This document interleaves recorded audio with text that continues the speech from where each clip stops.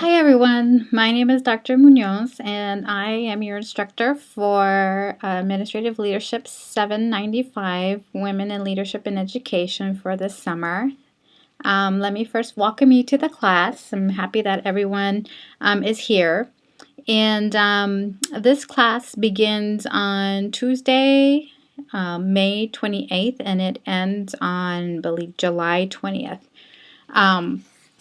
I wanted to spend some time going over the syllabus for this video. So if you want to follow along, I have my syllabus here. I'm just going to kind of go over some things. This summer, the best way to reach me is email. I'm not going to spend a whole lot of time in my office this summer. I'm not going to be near my office phone at all. And so if you need to reach me, the best way to do it is by email.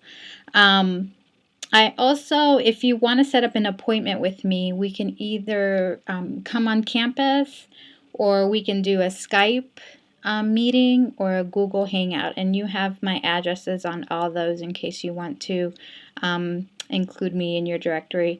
But the best way to reach me this summer will be email. Again, the syllabus goes over the course syllabus, the course description and the learning outcomes. This class is essentially focused on higher education and adult education. And so particularly we're going to be looking at a student affairs perspective and looking at some of the research that has been done around identity and women and leadership. So the two texts that I'm requiring you, well, there's actually three, but you should already have the other one. The first text is the Empowering Women in Education, in Higher Education and Student Affairs. The second text is the Social Capital and Women's Support Systems, Networking, Learning, and Surviving. And the text that I think all of you have by now is the APA manual. So those are the three big texts that I'm including in this class. The assignments are pretty self-explanatory.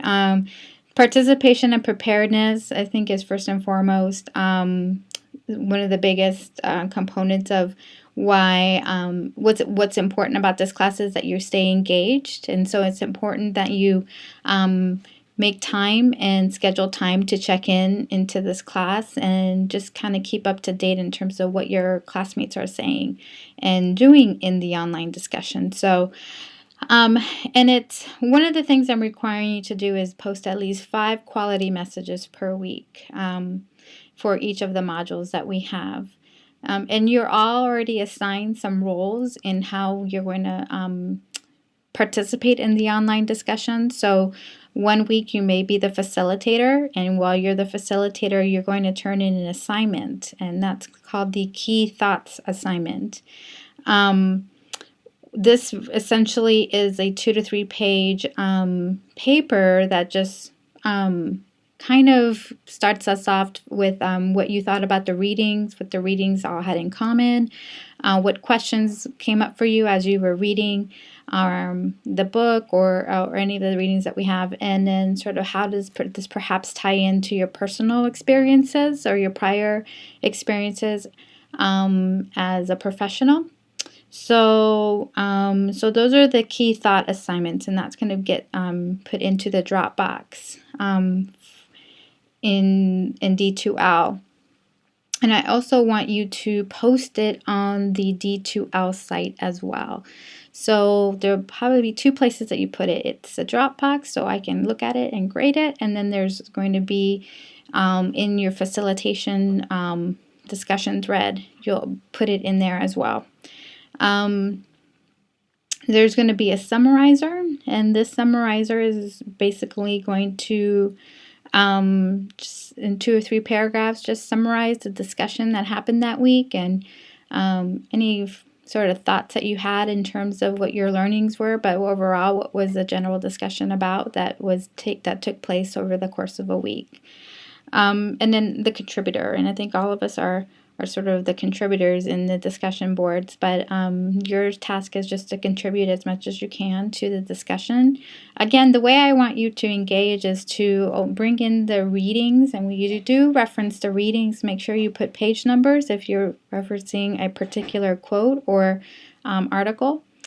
And I also, would like to know sort of how is this relevant to you and your prior experiences, who you are as an individual. So, there's engagement for me means just meaningful conversation within the modules. This year I'm doing something a little different, which are the voice reflections. And rather than having you turn in a paper about sort of what you learned for that week, I wanted to use this voice option that we have in D2L. And part of my rationale of doing that is I'm trying to create more of a feminist space within this class. And voice is obviously a very important component of feminism and also how we cultivate a feminist space. And so I do have instructions on how to go about doing that. And so I'd like you to do critical reflections, these voice reflections, at the end of each module.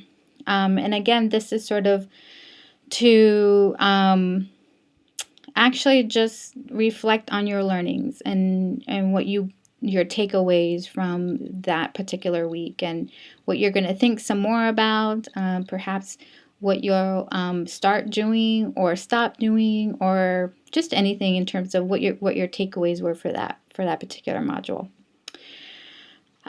Your first sort of assignment paper, I guess, is due June 15th. And this is more of a what I call biographical essay. And there's two options. One, you can write about yourself and talk about when you became aware of your gender differences based on sort of what you experienced in your life, in your schooling, in your family. And also you can talk about the messages you received about leadership and how you consider your gender in part of that conversation. And the second option is really just looking at a historical person within women history, and or a woman that is pretty prominent in your field in higher education or adult education, and looking at why their readings or their writings that sort of speak to you, what sort of contributions or characteristics does this individual have that sort of you're drawn to, and sort of talk about their identities and how that's impacted you in a way that has helped shape sort of the scholar that you are, the practitioner that you are. And so and again, let me know if you have any questions about this later on too. We can kind of flesh those out. But the final course project is 40 points, and that's due July 20th. And I would like you, you can either work on this on your own, or you can work on this in pairs. And so you can pick another individual to work with in this course on any of these projects that you want to do. So the first is sort of the research project. That's out of these two choices, you pick one. The research project really is a 15-page paper. That's a 15-page maximum. And so if you go a little bit less, that's completely fine. And anywhere between 10 to 15 pages is fine with me. 15 pages is my max, so try very hard to stick with that page number. And this topic is basically of your own choosing about a topic related to women in higher education. This could be anything from women in STEM fields. This could be women in leadership in certain in admissions offices or multicultural offices. It really is up to you. If you choose to work with a partner, great. Let me know in advance if you have decided to go that route, so that way I know who's working with who. And we will be having a Skype meeting about this paper before in the middle of the summer, just so I can get a sense. I'll read your abstract and get a sense of where you're at, sort of where you're looking for the research, where you're looking, and so that way we can flesh out any of the any questions that you have and make sure that we're all sort of on the same page. I have offered some sort of major sections that need to be included in that paper as well. The next project can be also a sort of action research project, which can be a curriculum plan, could be a series of lessons or a leadership training program relevant to women in leadership. And so if this is the curriculum that you plan and or the training program that you want to have, it has to have some research relevance. And so we can also talk about sort of flesh out those ideas too. If you have an idea, if there's a work and an area in which you work that you kind of want to try out, maybe a training module, we can kind of make sure that's we can flesh that out in terms of when we have our conversation, but also it has to be based in and grounded in research as well. So you'll have to do some research in terms of, deciding why you're doing this and, why is it relevant and why is it helpful. So, so that is the final project of the course. We have 5 modules. They each last a week. The first one starts on June 3rd, and on week 4, which is the last week of June, we will have our Skype meeting. So hopefully trying to get, if you have stuff going on during that time and you can't meet during that time, that'll be okay. We just need to find some time to just check in and about your final project. And I'm also giving you a reading week or work week during the last week. So it's pretty self-explanatory. Each of the sections of the book or the modules are based on the Student Affairs and Higher Education book. And so all the readings are there. So there's no articles. Everything is in the book. So we will be checking in and having discussions about all these wonderful voices that we'll be learning about this semester. So, and again, the last part of the syllabus, it shows my assessment evaluation. There's some resource there for you in terms of journals and other publications that have to do with women.